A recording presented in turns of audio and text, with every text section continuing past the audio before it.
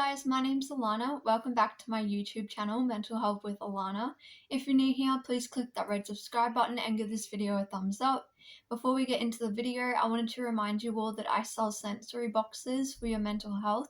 If you're interested in checking them out, I have a website that's linked down in my link tree, or you can go to www.careboxesbyalana.com. to check out my range of mental health resources and sensory boxes. I ship internationally and nationally as well. So today I'm going to be doing a video talking about psychosis and what psychosis is. I have some notes with me, so I will be looking at them just so I can give you an accurate description. But I thought that I'd make a video on this because I realized I've never actually made a video about the symptoms of psychosis. So I live with a disorder called schizoaffective disorder. So it's basically schizophrenia and a mood disorder, in my case bipolar disorder.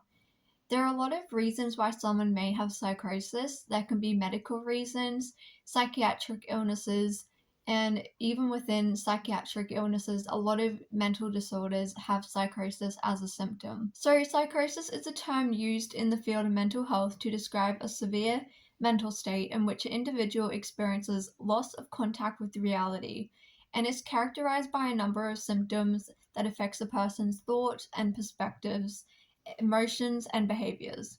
People experiencing psychosis may have difficulty distinguishing what is real and what is not. So, some common signs of psychosis can be delusions. So, delusions are fixed false beliefs that people have that are not based in reality. And no matter how hard you try to tell the person that they're not true, the person still 100% believes them, and to them they feel very real. I always say that you shouldn't try to argue with the person who's experiencing a delusion, because I know myself personally with my delusions. It doesn't matter what evidence or what people say, I still believe those delusions to be true, especially when I'm in a state of psychosis with my schizoaffective disorder. Some examples of delusions can be that somebody is feeling persecuted or spied on. They may think that people are trying to talk to them through the radio or the television to tell them a special message. They may believe that they have magic powers. They may think that they are a savior or a historical figure.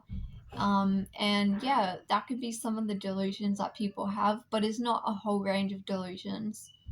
Delusions are very individualized to the person, and every person experiencing psychosis will experience different delusions. The next symptom of psychosis is hallucinations. Hallucinations can involve the five senses. So hallucinations can include olfactory, which is where you smell things that aren't there, gustatory, where you taste things that aren't there, auditory, where you hear voices or hear noises that aren't real, and also sight, where you see things that aren't real. These hallucinations are often a part of psychosis, and people experiencing psychosis will experience hallucinations most commonly.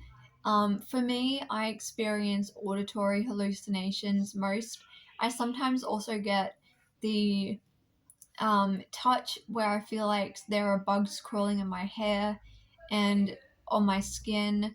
Other times I have had olfactory where I smelled smoke when there wasn't smoke, and it didn't matter where I went, I could still smell it and it was always there. So those are some examples of hallucinations.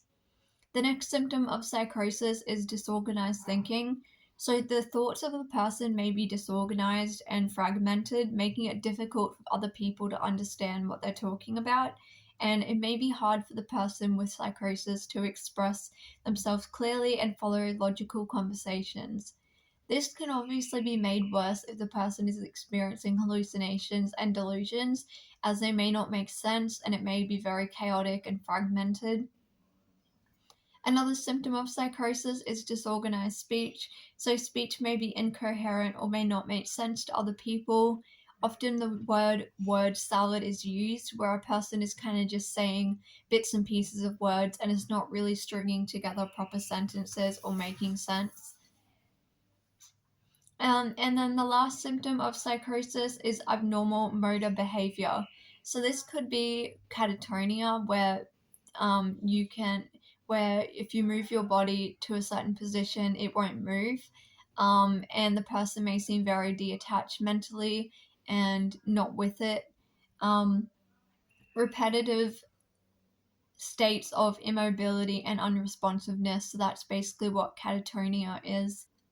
Psychosis can present in a variety of mental health disorders, not just schizoaffective disorder. So it will vary from disorder, but those are some of the main symptoms of psychosis and what someone experiencing may be dealing with and something that may be going on. There are different levels of psychosis. The person may be aware that some of their hallucinations aren't true. The person may not be aware and may feel like they are 100% real and true and not even be aware they are hallucinating. Same with delusions. The person may not think that their delusion is actually a delusion. They may think that it's logical truth to them. And this is all because when someone experiences psychosis, their whole reality is changed, and the way that their brain is playing tricks on them is making them believe other abnormal things.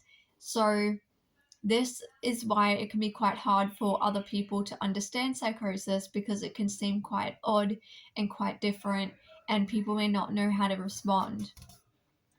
I'll say the best thing for dealing with someone in psychosis is to be really patient and understanding and try to look at it from their perspective.